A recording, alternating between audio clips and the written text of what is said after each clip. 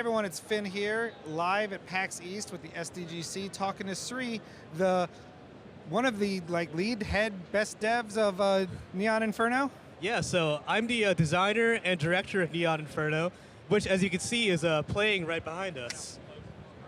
And Matthew just played the demo, and what did you think, Matthew? So, you flipped it on me. You Uno reverse carded me. It was awesome. So at first I was like, oh, it's got like Metal Slug vibes, but I really loved the foreground background mechanics and how seamless you mapped the controls to feel like it was natural.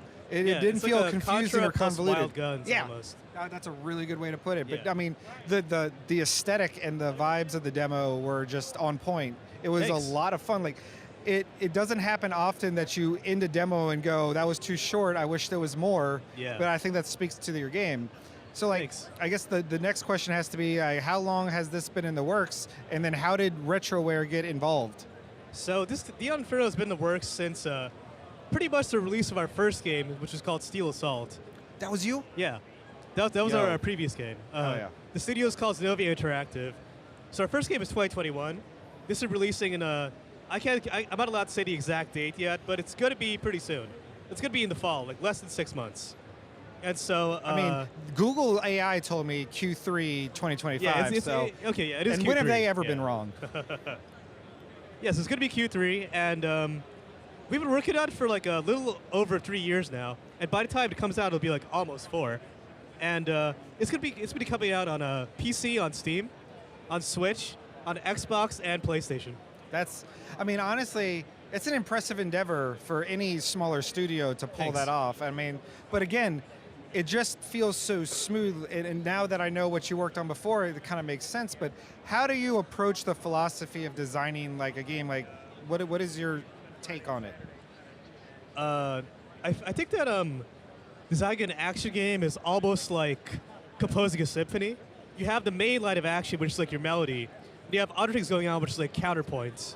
You always want to keep the player on their toes, have multiple things going on they have to decode.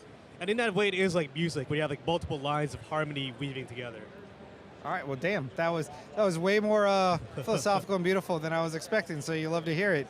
I mean, so is it designed to be two-player? Are we looking at couch co-op? Is it online co-op? It's going to be couch co-op, but we want to put in online co-op post-release. Very nice. Yeah. And I assume, so how did Retroware get involved? Did you approach them from prior, or did they approach you? We approached them. They actually approached them for Steel Assault back in, must have been 2020. And I had them in the back of my mind. I saw Iron Meat, which they released at the end of last year. I saw that. I saw it was doing well, so I hit them up. And I went to meet them at their studio in Pennsylvania.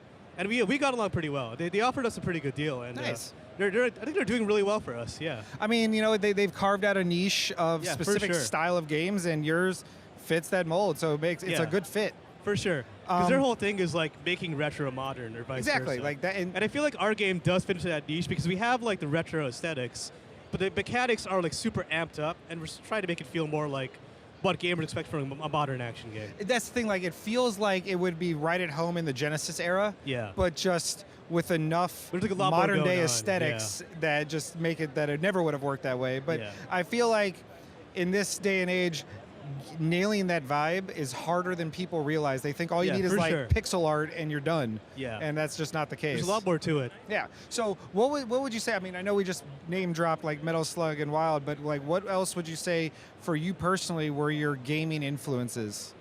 Gaming influences? Well, like I said, it's like Contra plus Wild Guns mechanically. And Metal Slug is in there too, and Mega Man X. Yeah. Or Zero even, with the parrying mechanic. That was, I was not expecting the parry and bullet time mechanics. That was cool. Bullet time, I guess, comes from Max Payne, just aesthetically speaking.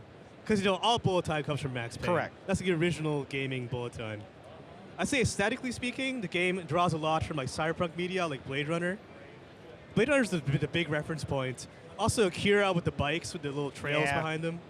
Yeah. I mean, can you even really have an action game in this era and not have a really good, like, bike section? Yeah, it's essential. It's essential. I also like that you threw in like, don't kill the civilians, guys. Don't just shoot randomly. That's one thing I wanted to like emphasize. Like, I wanted to make the game feel more like you're in the middle of a city. You know? Yeah. It's set in New York, and a lot of games when they have like urban areas, you have like 2 civilians around, or, like 2 people walking or something. Right.